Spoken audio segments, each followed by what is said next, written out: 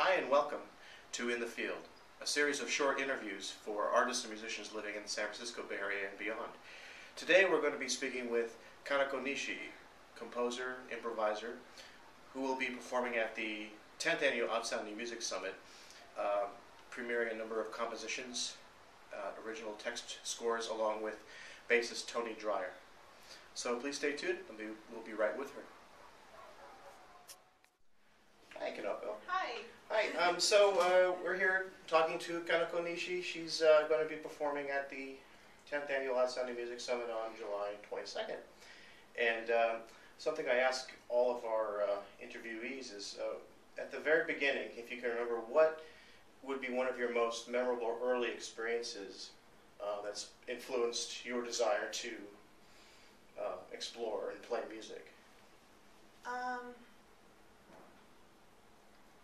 Well, I started playing piano at age 3, and at first I hated it. Mm-hmm. It was my dad who really wanted me to play, and I would sit at the piano every day and cry. I see. Yeah. But I still remember from really early on, I really liked performing. Mm-hmm. I liked performing, and I remember that I really hated my parents or anybody who knew me there. I really liked being on stage and being able to be someone else. And I was kind of embarrassed about showing that someone else to my family, but I was always startled of what I could become on stage, and I was always really fascinated by that. And I think I've become a little more comfortable with showing that in front of people who knows, myself. Mm-hmm. But I think still now that's what's fascinating to be on stage and just discover a side of you that you're not aware of. Oh, it's like an expansion of elements of yourself that you don't normally have in your day-to-day life, but that you have found in your life playing music. Yeah. Right.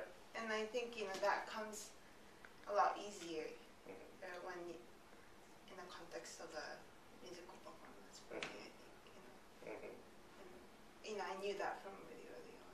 Maybe when I was 7, I was playing in a competition, and I really strongly felt that. Like when I was taking a bow at the end, I was terrified of finding my parents in the audience because I knew that I was standing there and I was completely someone else. And even though that was terrifying, it was also really fascinating.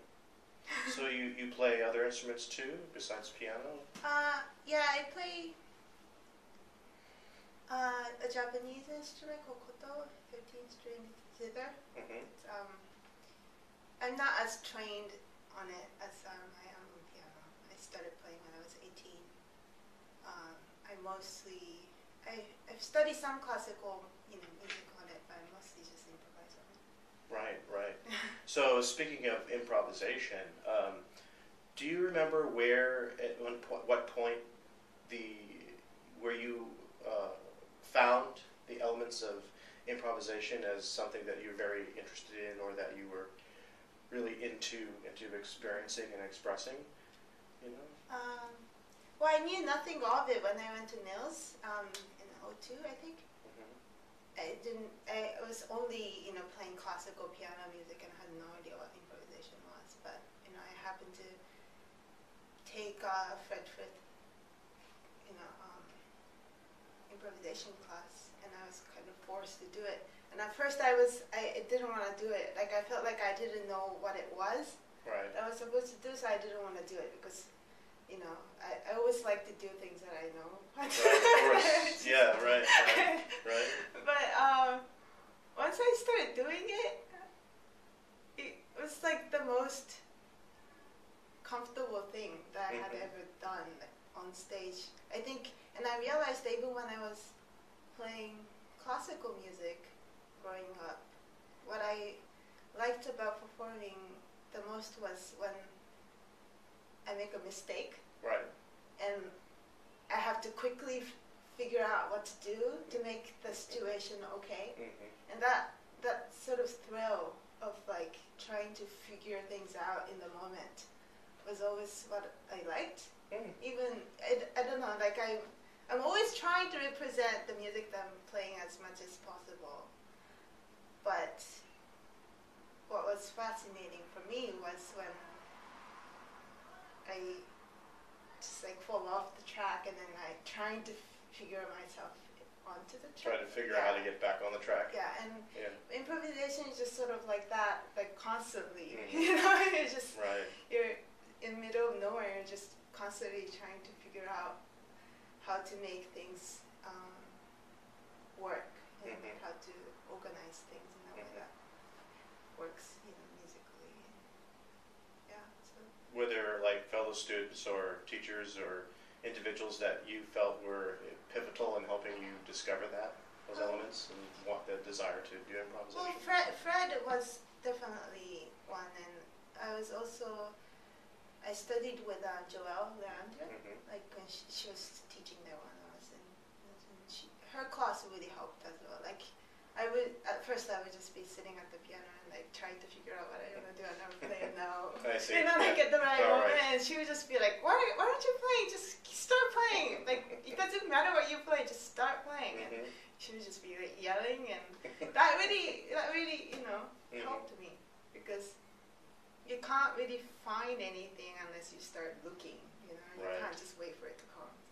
Right, exactly. Yeah. And who else? My koto teacher, Kazue Sawai, is also an improviser. She's classically trained, but she's open to new music and extended techniques. And she's here in the Bay Area? No, she's in Japan. Oh, okay. I studied with her, you know, on my summer breaks and stuff. Oh, okay. Yeah. Right. But it was actually, you know, when I first started playing koto, she came to Mills to play a concert, and I saw, and she improvised with some of the faculties there, and that, you know, definitely inspired me. And also, like, a lot of the students that were there. There's always new people. You're encompassed in that environment. Yeah. So, kind of a safe place to explore, especially if you come from a classical trained environment, and then you hang out with a lot of folks that are saying it's okay, you can go outside the realms of where you came from, and no one's going to worry about it, and you're safe to do that. Well, that's great. Wow. So let's see. Well, you are performing at the New Music Summit this year. Well, actually, I'm not performing. You're not performing? Yeah, it's gonna be just my friends. I'm just making a score. Oh, I see. Okay, right. Well, I know that Gino. That was the point. Well, yes, but some composers like other folks we've had, they'll actually also play instruments in there. Yeah. Right. Well, like it's just like composing was just something that I had never done. Yeah. I just never think in that way. So I thought, well, if I'm gonna do it, I might as well do it, you know. Right. You know, completely, and not let myself play. Oh, cool. At all, okay. You know, so I just okay. Well, that's the beauty of what we do. You know, you never know what kind of surprises are around the corner. Yeah. So, like Gino also for his set will be purely directing. Yeah. Will you be directing, or will it just be like? Well, it would just be like a graphic score. And you'll put Tony up there, and and Kathleen is her name. Christiana. Christiana, she's coming at the last minute, so and you'll say here. Yeah, I almost feel guilty saying that any of that is me because I'm gonna be. But you know, I think both of those people I really trust as a musician. Right. Like, and I feel like we understand each other. So you know, hopefully. So Tony Dreyer will be part of that. Yeah, as well. They'll both be doing a solo. Oh, so okay, 2 solos. Yeah. Then. Okay. Wow, great. Okay. Well, that's really good to know. Sorry, I didn't. Polly Muller, who's curating the evening, did not indicate. Oh yeah. What we were doing with that, but that's a good thing to know, and it makes sense along with the elements of the composition. So that being said, this is a very different experience for you then. Yeah, it's completely different. Actually, I'd never thought that I would be doing it. Like I never really believed in the idea of composing. Okay. So it's very strange. Well, what changed your mind? Well, Or what brought you to this point where you were like, hey, Polly, sure, I'll put together some pieces. well, I thought, it's always good to push yourself and try to discover. Oh, okay. I mean, So it's a challenge. yeah, it's a challenge. Right. Excellent. Well, that's what Gino said the other day, too. This is also a challenge for him to put together this small ensemble as well. And he's doing some totally different things as well. So that's great. I mean, that means that now we know for sure 2 sets are going to be a challenging set. and we'll find out on our next episode with Chris Borowski, who will be joining us after I've spoken with you. So great. All right. Well, thank you. Thank you. And we'll be seeing you on July 22nd at the Outsound New Music Summit.